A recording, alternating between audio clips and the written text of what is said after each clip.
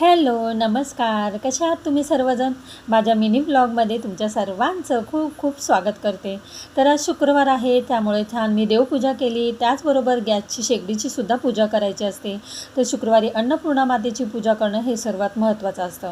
त्याचबरोबर गॅसची सुद्धा छान पूजा करून घेतली. त्यानंतर मी सकाळच्या नाश्त्याला छान असे मी आंबोळीचं पीठ भिजवलं होतं. नुसतंच तांदळाच्या पिठाची आंबोळी करणार होती. त्यासाठी मी तांदळाच्या पिठामध्ये नुसतं पाणी टाकून छान असं आंबोळीचं पीठ तयार करायचं आणि थोडा वेळ ठेवून दिलं. त्याच्यानंतर त्याच्याबरोबर मी चटणीसुद्धा मस्त अशी केली आणि त्याच्यानंतर टिफिनला फ्लावर वाटाणा बटाट्याची भाजीसुद्धा केली. तर आता खूप छान असे आपले आंबोळी तयार झाली आणि त्यात चटणी पण इतकी सुंदर झाली होती. तर आर्याच्या टिफिनला मी छान अशी भाजी बनवली होती, तरीसुद्धा आर्याची फरमाईश होती की आज छान तांदळाच्या पिठाची आंबोळी बनव. तर म्हटलं चला बनवूया.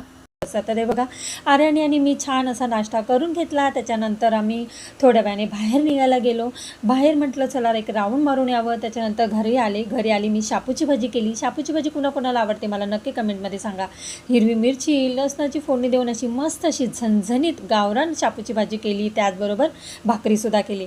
तर मला खूप शापूची भाजी आवडते. आणि त्याचबरोबर हा संपूर्ण जर व्हिडिओ बघायचा असेल ना, तर माझ्या चॅनलवर व्हिडिओ अपलोड केला आहे, तर तो जाऊन नक्की बघा.